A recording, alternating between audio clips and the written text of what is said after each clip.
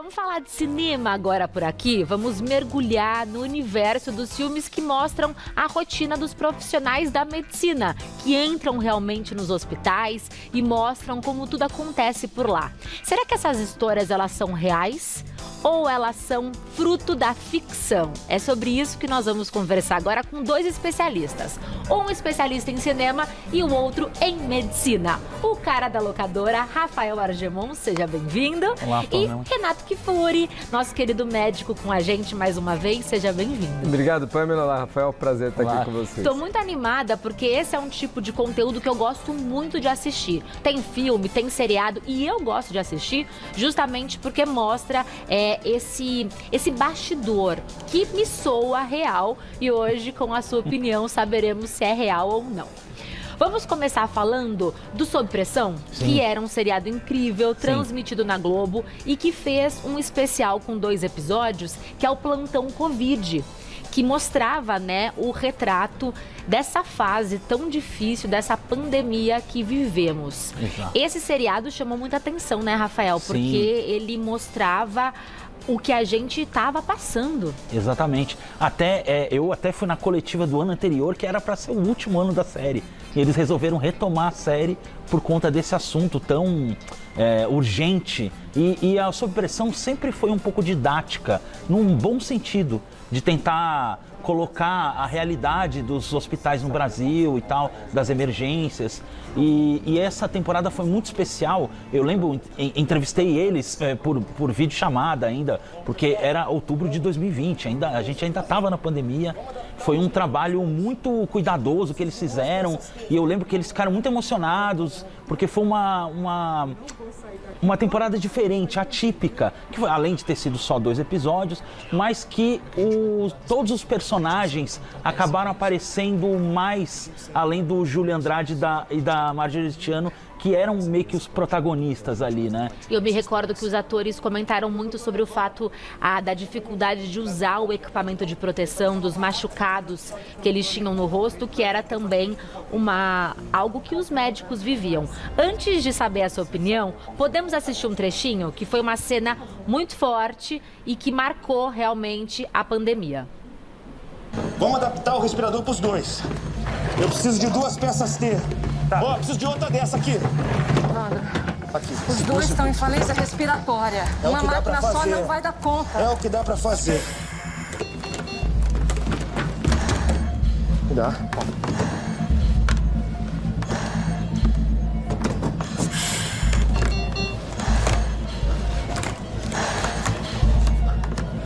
Que merda, esse óculos tá embaçando demais. Não tira, Evandro!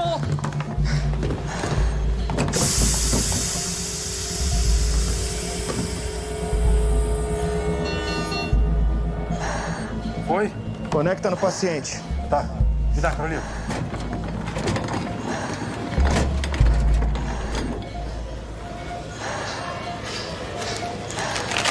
Aqui funcionou.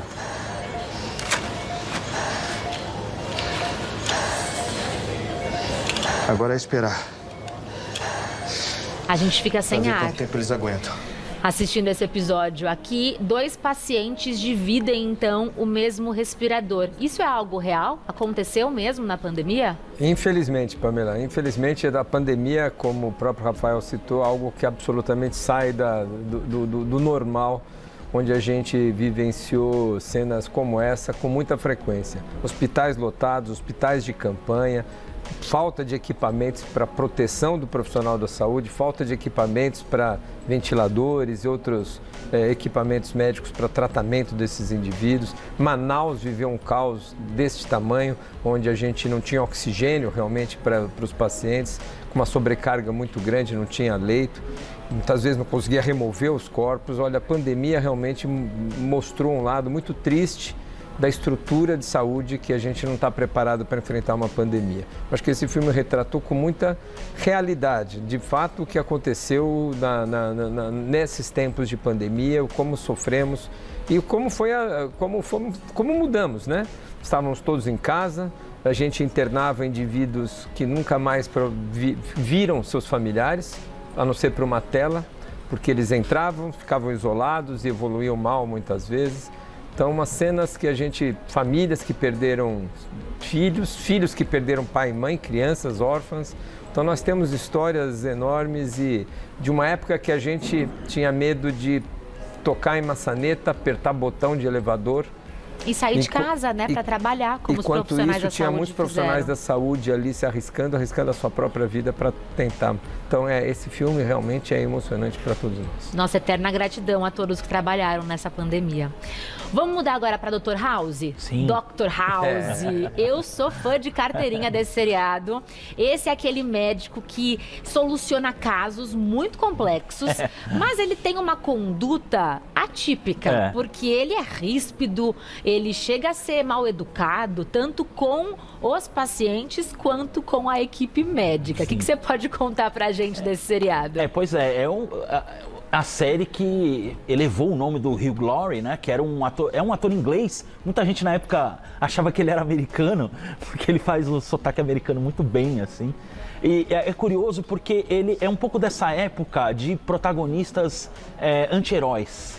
Protagonistas que não eram bonzinhos, mas que faziam bem, mas às vezes não era uma pessoa muito legal e tal. E o House tem esse personagem complexo.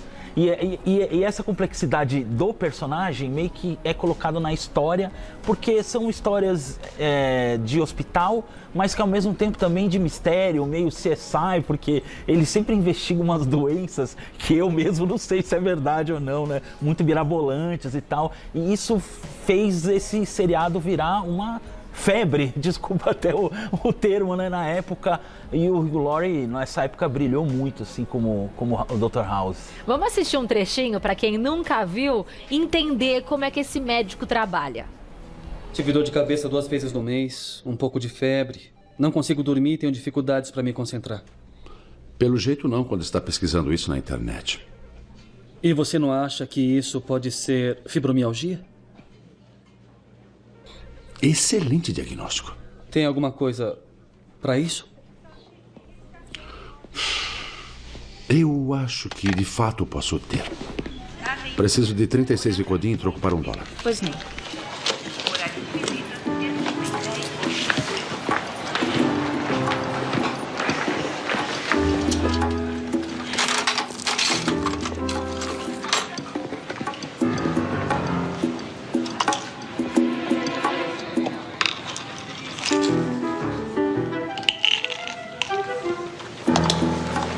Consultório 2. Dr. House, tem um paciente aí.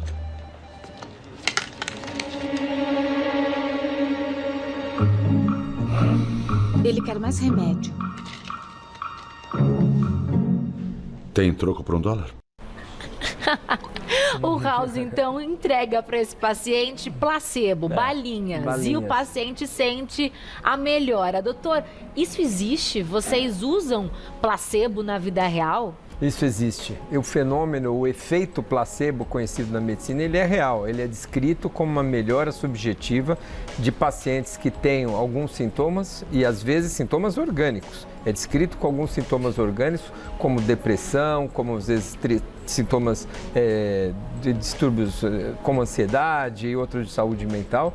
Distúrbios alérgicos é descrito também. A percepção de que você está sendo tratado, cuidado, medicado, muitas vezes traz liberações de substâncias, de endorfinas, que é capaz de melhorar e atenuar muitos quadros, né? É claro que há sempre um exagero, né, nesses filmes e mesmo esses diagnósticos mirabolantes que ele faz.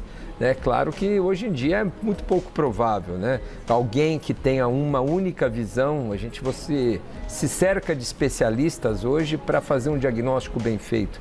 Ninguém conhece medicina hoje com tantos avanços diagnósticos e avanços terapêuticos, com profundidades em todas as áreas. Então, se eu tenho um caso mais complicado, eu vou consultar o cirurgião, o oncologista, uma junta médica para fazer um palpite, para cada um dar a sua expertise em relação àquilo para a gente chegar a um diagnóstico. Ter alguém genial que só ele pensou naquela doença e nunca ninguém pensou, é pouco provável. Aí é ficção. É ficção pura, mas o efeito placebo ele existe. Muitas vezes a gente usa de forma muito peculiar ou muito específica para algumas situações e funciona assim a descrição bem documentada de que ele existe. Muito legal. Próximo seriado é O Bom Doutor, que conta a história de um jovem médico que é autista e que enfrenta os preconceitos nessa jornada. E ele também tem uma visão muito interessante dos casos, não tem, Argemon? Pois é, o Fred Highmore também, assim como o Hugh Laurie brilhou no House, o Fred Highmore, assim, ele parece que ele foi feito para esse papel, né? E mesmo assim ele já tinha brilhado em outros papéis totalmente diferentes, né? Como no Bates Motel, ele era o Norman Bates. E aí ele é um médico que tem esse problema de comunicação, né? E é curioso porque é um trabalho... É uma parte muito importante do trabalho do médico, a comunicação, e ele tem esse problema, mas ele consegue, do jeito dele, tentar combater essa dificuldade que ele tem para alcançar os objetivos dele, né? E isso acaba trazendo uma visão totalmente diferente das outras séries médicas, que tem alguns clichês, assim, que é normal, cada gênero tem seus clichês, e nesse você traz uma visão totalmente diferente, né? Muito curiosa. Vamos assistir um trechinho? Um paciente nosso está com câncer no pâncreas. Tô indo lá agora. 17. Ele arrotou 17 vezes em 10 minutos. É um sintoma frequente de câncer no pâncreas. Sean, é só refluxo. Ele também está amarelado. Não está, não. A pele do Paul com certeza não tá da mesma cor de 6 meses atrás. Paul? Eu olhei a boca dele quando tava me falando da filha dele. Eu quero que venha comigo.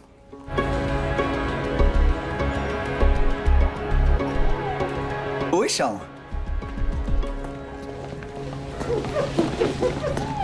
Faz um hemograma, perfil metabólico, amilase, lipase, marcador CA199 e tomografia abdominal. Rotina para tumor de pâncreas. E não diga a ele por quê. É possível diagnosticar alguém só olhando? Ainda mais um diagnóstico como esse de câncer? É difícil, né, Pamela? Realmente você tem alguns sintomas que às vezes podem dar pistas, né? Que você observando o indivíduo que está amarelo, por exemplo, pode ser uma hepatite, pode ser uma infecção no fígado, um metabolismo diferente. Ou, eventualmente, até um câncer, né? Mas é de você dizer que é um câncer porque ele está um pouco amarelado a pele, que nós chamamos de icterícia, ou porque está soluçando, claro que isso não é possível, né? A gente pensa, obviamente, quem soluça muito, puxa, será que tem um refluxo? Será que tem alguma cirurgia que mexeu ali no diafragma e com isso tem uma sensibilidade maior? Então, você pode olhar para uma pessoa que tem um sintoma aparente e suspeitar que isso pode ser uma gama de doenças.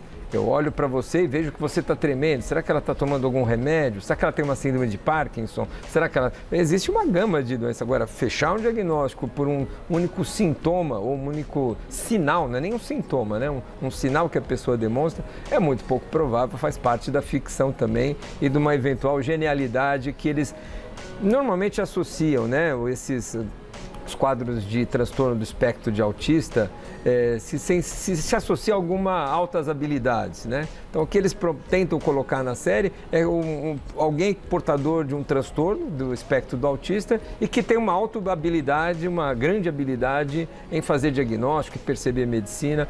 Então, é um mito grande essa questão que nem sempre o transtorno do autismo vem acompanhado com altas habilidades e nem sempre é fácil você ter um médico lidando com essa dificuldade que que a doença traz, o que o transtorno traz em termos de relacionamento, ele ser um bom médico, se formar. É difícil encontrar, então, um médico dentro do aspecto. Dentro desse espectro de autista, você encontrar alguém que fez uma carreira, que chegou a uma medicina, é muito difícil porque os graus, quando você tem um grau elevado hoje a gente classifica o transtorno, né? O espectro é justamente isso, né? Quadros mais leves a quadros mais graves. E os quadros mais graves dificilmente conseguem ter um desempenho na medicina desse jeito, né? Vamos agora falar de medicina com muito amor, com muita empatia. Esse filme clássico que é Patch Adams, O Amor é Contagioso, que é baseado em uma história real, não é? Exato. É um clássico dos anos 90. que é curioso até, eu acho que tem uma relação interessante com o Bom Doutor, né? Porque aí você a comunicação, a empatia, toda essa parte emocional é usada para auxiliar demais áreas que são consideradas mais importantes, assim, sei lá, da medicina, né? Eles não davam muito valor para essa parte mais emocional, que o Pat Adams, que é uma pessoa real e tal, que criou essa forma de ajudar no tratamento de doenças, usando o amor, usando a relação próxima com as pessoas e tal. E é um filme muito humano, e eu acho que assim, não tinha um cara mais perfeito para fazer o Pat Adams do que o Robin Williams, né? Que é um cara que sempre, não interessa se ele tá fazendo comédia, se ele tá fazendo drama, ele sempre coloca uma humanidade muito grande em tudo que ele faz. E esse filme mesmo tem partes engraçadas, tem partes dramáticas, é um filme muito legal, e se você ainda não viu, assista. Veja, e assista agora um trechinho também pra gente conversar sobre ele.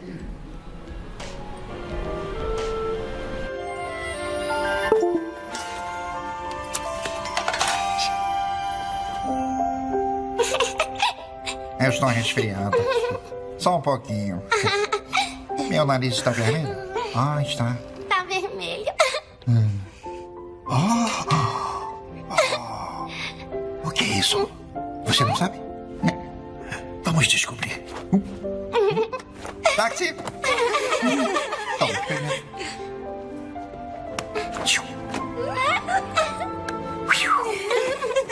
Funcionou.